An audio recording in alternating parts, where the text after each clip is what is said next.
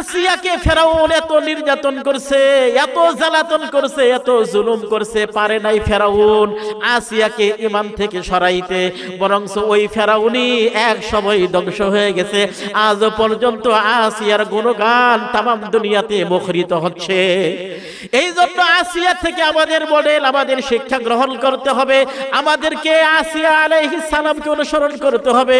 ইমানদার নারী যারা, এদের জন্য আল্লাহ পাক আসিয়াকে মডেল বানায়া দিয়েছে। এই জন্য 2 নম্বর আমরা যদি খেয়াল করি, হযরত ইব্রাহিম আলাইহিস সালামের স্ত্রী হযরত হাজারা আলাইহিস সালাম, তিনি আল্লাহর উপরে কি পরিমাণ তাওয়াক্কুল আর ভরসা করেছিলেন যে তিনার স্বামী তিনাকে নির্জন একেবারে নিবৃত মরু প্রান্তরে, সেই মক্কার মরুভূমিতে ইসমাঈল আলাইহিস সালাম দুধের শিশু আর বিবি হাজেরা আলাইহিস সালামকে রেখে গেছিলেন। বিবি হাজেরা আলাইহিস সালাম আর দুধের শিশুকে যখন রেখে চলে যাচ্ছিলেন, বারবার পিছন থেকে বলতেছিলেন, স্বামী হে, আমাদেরকে কার আশ্রয়ে কার কাছে রেখে গেলেন? আল্লাহু আমারাকা বিহাযা, আল্লাহ কি আপনাকে এমনটা করতে আদেশ করেছে? ইব্রাহিম আলাইহিস সালাম বলছে, ক্বালা নাআম, হ্যাঁ আল্লাহ পাক আমাকে এমনটা করতে আদেশ করেছে। তখন হযরত হাজেরা আলাইহিস সালাম জবাব দিয়েছেন, ইযাল্লা ইউদাইয়ুনাল্লাহ, তাহলে আল্লাহ পাক আমাদেরকে ধ্বংস করবে না। ওই আল্লাহর উপরে ভরসা করে নির্জন নিবৃত মরু প্রান্তরে হযরত হাজেরা আলাইহিস সালাম থাকছেন, কুরবানি করছেন।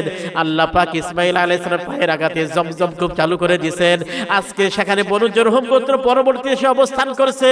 এইভাবে আজকে মরু প্রান্তর সারা দুনিয়ার পৃথিবীর মানুষ সেখানে আসে। সবচাইতে শ্রেষ্ঠ নগরী মক্কা নগরী পরিণত হয়ে গেছে একজন মহিলা হযরত ইব্রাহিম আলাইহিস সালামের স্ত্রী ইসমাঈল আলাইহিস সালামের মা হাজেরার কুরবানির বিনিময়।